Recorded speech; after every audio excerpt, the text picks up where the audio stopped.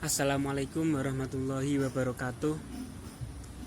Saya Ahmad Muhyiddin Al-Mubarak dengan NIM 2110801098 dari kelas C Program Studi Ekonomi Syariah Fakultas Ekonomi dan Bisnis Islam UIN Sunan Kalijaga, Yogyakarta, akan menyampaikan materi-materi guna memenuhi mata kuliah ekonomi makro dengan dosen pengampu Bu Neneng Ila Fauziah SE MEC.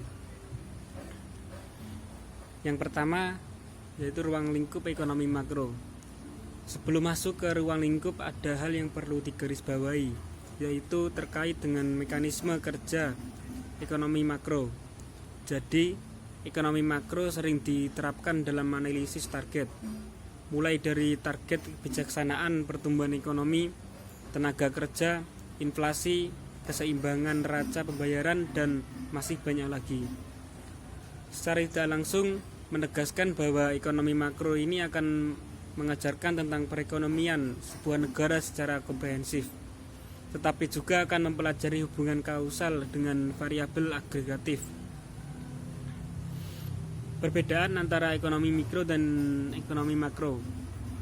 Ekonomi mikro merupakan studi mengenai perilaku agar mengambil keputusan secara individu, rumah tangga atau perusahaan, kemudian langsung berhubungan dengan sumber daya yang ada. Sedangkan ekonomi makro merupakan suatu studi holistik tentang struktur kinerja, perilaku, serta proses pengambilan kebijakan ekonomi pada tingkatan nasional. Selanjutnya, bagaimana pasar bekerja? Dalam ilmu ekonomi, mekanisme pasar atau market mekanisme merujuk pada sebuah sistem kerja pasar di mana kekuatan penawaran dan permintaan menentukan harga dan jumlah barang yang ditransaksikan. Mekanisme pasar adalah gambaran bagaimana produsen dan konsumen akhirnya menyepakati harga dan kuantitas. Misalnya, sebuah bisnis menghasilkan 60 kemeja dan menetapkan harganya pada harga 170.000. Di pasar, Bumi menjual 10 kemeja. Karena kuantitas penjualan tidak sesuai ekspektasi, bisnis Bumi mengurangi harga menjadi 130.000. Ternyata permintaan laris manis dan 50 kemeja lainnya akhirnya terjual dan dengan cepat. Bumi akhirnya menyadari bahwa harga yang tepat adalah di harga 130.000. Dalam contoh tersebut, mekanisme pasar bekerja. Bumi merespon dengan menurunkan harga awal yang terlalu tinggi dalam menanggapi sedikit peminat. Harga 130.000 adalah harga terbaik di mana konsumen ingin membeli dan produsen bersedia menjual. Yang selanjutnya, perhitungan produk domestik bruto atau PDB. Produk domestik bruto merupakan jumlah nilai tambah yang dihasilkan oleh seluruh unit usaha dalam suatu negara tertentu, atau merupakan jumlah nilai barang dan jasa akhir yang dihasilkan oleh seluruh unit ekonomi. Unsur-unsur pokok dalam perhitungan PDB. Yang pertama yaitu output atau nilai produksi, yang kedua biaya antara, yang ketiga nilai tambah.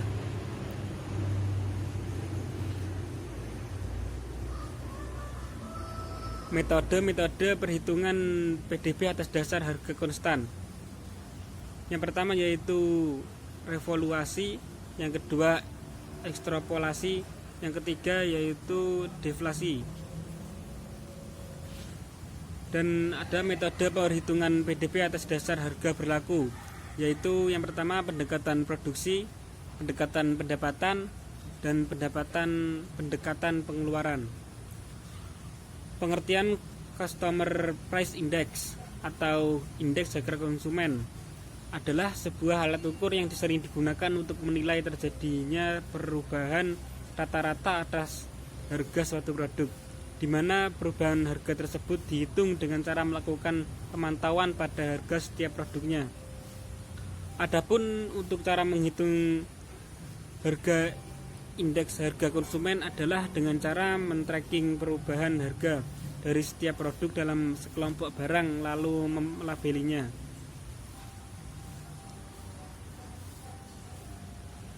Yang selanjutnya yaitu konsep produksi.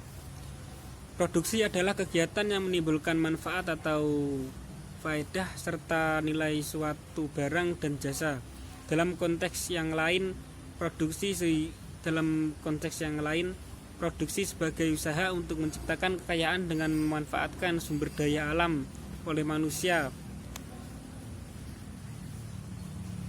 Oleh karena itu, Islam memandang bahwa produksi adalah usaha untuk menghasilkan dan mengupayakan sesuatu dalam nuansa kelangsungan hidup manusia di dunia. Pertumbuhan ekonomi merupakan peningkatan nilai serta jumlah produksi barang dan jasa yang dihitung suatu negara dalam suatu kurun waktu tertentu berdasarkan kepada beberapa indikator, misalnya saja naiknya pendapatan nasional, pendapatan per kapita, jumlah tenaga kerja yang lebih besar dari jumlah pengangguran, serta kurangnya tingkat kemiskinan. Yang selanjutnya, konsep saving.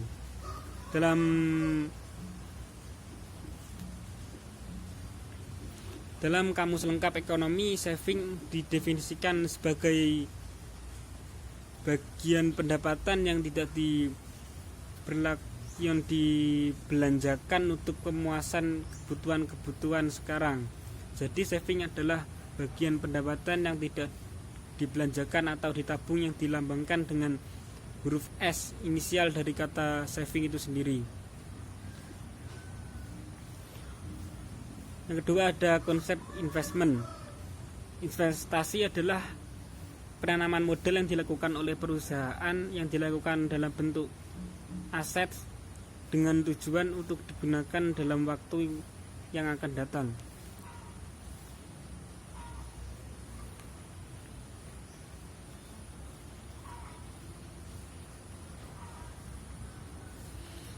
Yang selanjutnya yaitu konsep pengangguran. Pengangguran atau tunakarya merupakan istilah yang diberikan kepada orang yang tidak bekerja sama sekali atau orang yang sedang mencari pekerjaan. Pengangguran juga dapat diartikan sebagai sebuah situasi ketika seseorang tidak memiliki pekerjaan. Pengangguran merupakan golongan dari angkatan kerja yang belum melakukan kegiatan yang dapat menghasilkan uang. Yang selanjutnya yaitu pengertian uang dan perekonomian.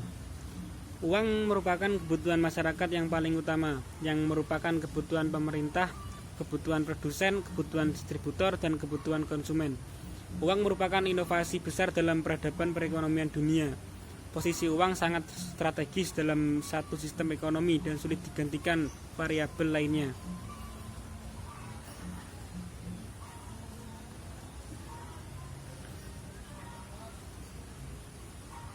Yang selanjutnya yaitu pertumbuhan uang dan inflasi.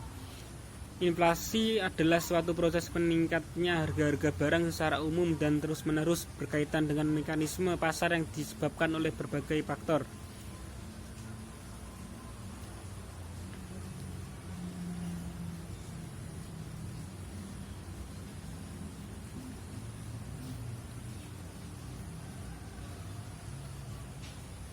Teori klasik inflasi.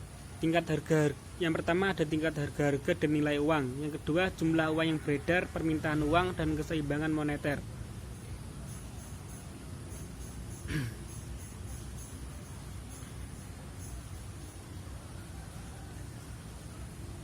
Yang selanjutnya yaitu sistem perekonomian terbuka.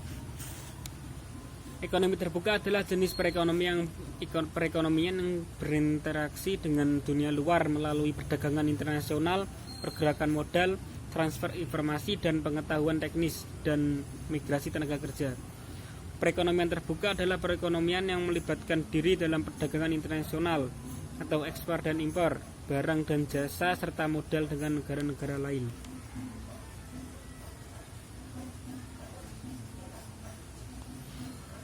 Yang selanjutnya yaitu teori ekonomi makro dari perekonomian terbuka.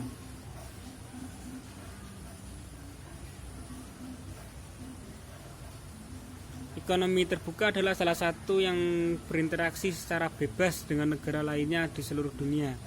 Variabel makroekonomi yang penting dalam ekonomi terbuka meliputi ekspor bersih, arus modal keluar neto, kurs nominal, nilai tukar real, suku bunga real, dana pinjaman. Teori membantu kita untuk menghubungkan variabel-variabel ini bersama-sama.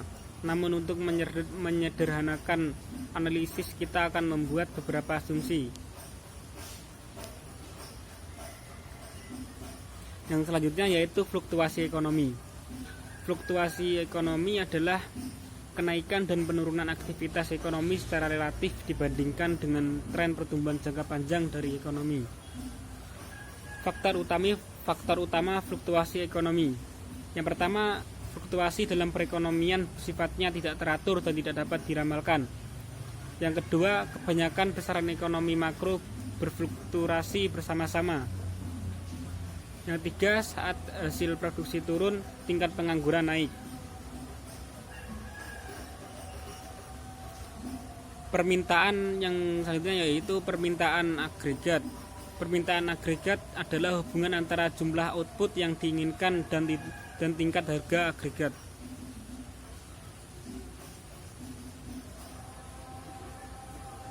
Yang kedua yaitu penawaran agregat. Penawaran agregat adalah hubungan antara jumlah barang dan jasa yang ditawarkan dan tingkat harga. Penawaran agregat bergantung pada horizon waktu. Yang selanjutnya yaitu penawaran agregat dan trade-off jangka pendek antara inflasi dan pengangguran. 3 model penawaran agregat. Yang pertama yaitu model harga kaku atau sticky price. Model ini menekankan perusahaan tidak instan menyesuaikan harga yang mereka tetapkan dalam respon perubahan permintaan. Yang kedua, model upah kaku atau sticky wage model. Untuk menjelaskan mengapa kurva penawaran agregat jangka pendek miring ke atas, banyak ekonom menekankan pada lambannya penyesuaian upah nominal. Yang ketiga yaitu model informasi. Kurva Phillips adalah cara yang berguna untuk menunjukkan penawaran agregat karena inflasi dan pengangguran merupakan ukuran kinerja perekonomian yang penting. Yang selanjutnya yaitu kebijakan fiskal negara Indonesia. Sistem kebijakan fiskal negara Indonesia telah dinyatakan dalam Undang-Undang Dasar 1945 pasal 23 ayat 1. Apabila Dewan Perwakilan Rakyat tidak menyetujui anggaran yang diusulkan oleh pemerintah, maka pemerintah menjalankan anggaran tahun yang lalu.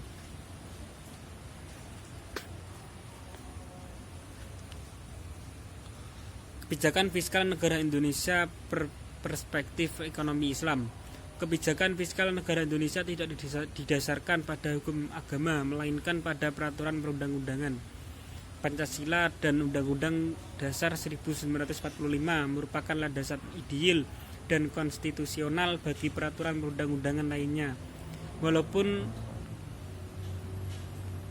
demikian, Pancasila dan Undang-Undang Dasar 1945 masih mengakui eksistensi agama yang berarti pula hukum negara.